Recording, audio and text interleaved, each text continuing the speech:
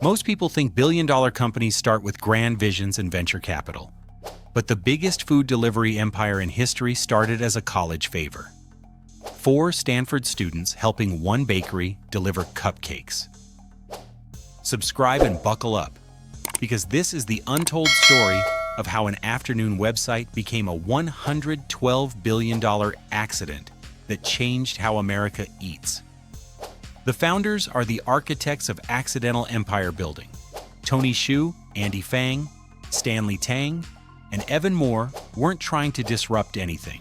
They called their first attempt PaloAltoDelivery.com, a PDF menu and a contact form that would accidentally reshape the entire restaurant industry. Every time you order food to your door, you're using the infrastructure they built by complete accident in 2012. It began with a simple observation during a Stanford entrepreneurship class. The 4 students were tasked with identifying real problems in their community.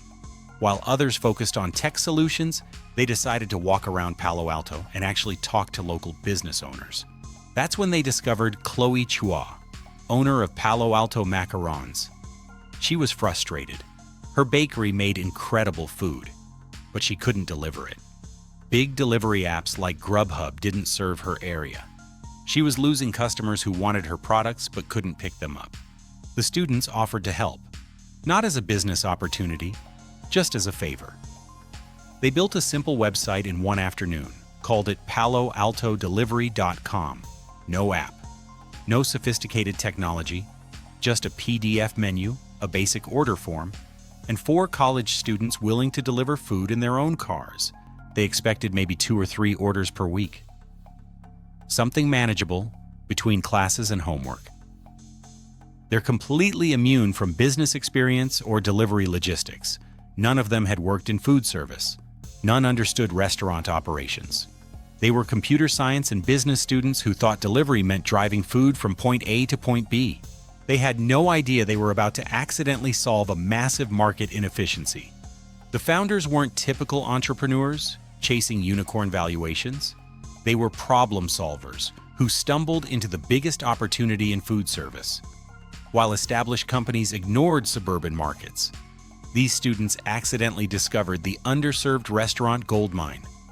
They juggled classes, jobs, and deliveries simultaneously, made runs late into the night using their personal vehicles, handled customer service, route planning, and problem solving without any automation.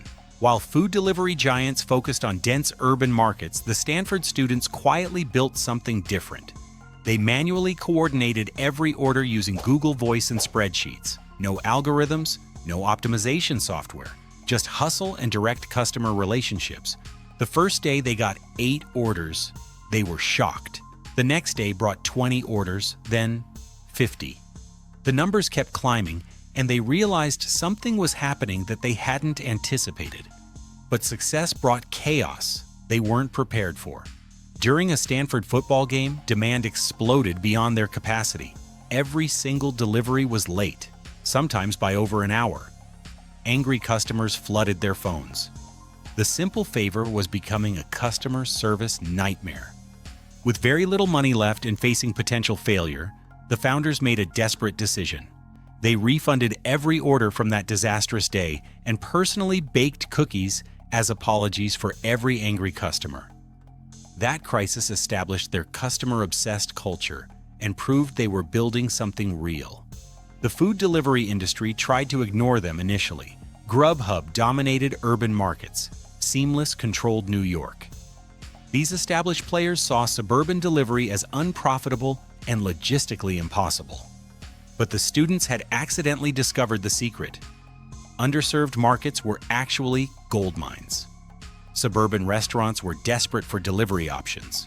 Customers in smaller cities had been completely ignored by major platforms. They pivoted from a college project to a real company, changed the name to DoorDash, focused on markets that competitors had written off as too small or too complicated. Y Combinator's $120,000 seed investment became their lifeline. Without that funding, DoorDash would have died as a Stanford side project. The money let them expand beyond Palo Alto and test their model in other underserved markets. Then, the real competition began. Once DoorDash proved suburban delivery was profitable, the giants woke up.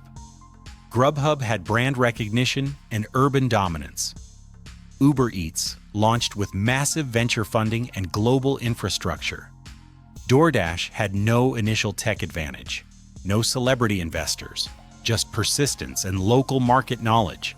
Most startups would have been crushed, but DoorDash had first-mover advantage in markets the giants had ignored.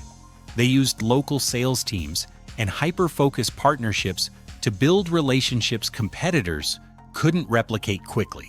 They emphasized faster delivery times and restaurant-first relationships, while competitors battled over urban territories. Today, DoorDash controls over 60% of the U.S. food delivery market. They've processed over 2 billion orders, generate more than $6 billion in annual revenue, employ over 3 million drivers worldwide. The accidental bakery favor became the dominant force in American food delivery. But scaling brought new types of chaos the founders never anticipated. Massive customer support nightmares, software failures during peak demand, driver trust issues and account problems, lawsuits over worker pay and tip handling that resulted in policy changes and settlements. They faced public criticism and regulatory pressure, but adapted by expanding beyond restaurant delivery into groceries, convenience items, and experimental drone delivery to stay ahead of competition. The company went public in 2020 and reached a peak valuation of over $200 billion during the pandemic. Today, it's worth approximately $112 billion. All because one bakery couldn't deliver cupcakes? Tony Xu never set out to become a delivery mogul. He was just a Stanford student who wanted to help a local business owner solve a simple problem. But that curiosity, combined with the willingness to do things that don't scale, built the infrastructure that feeds America.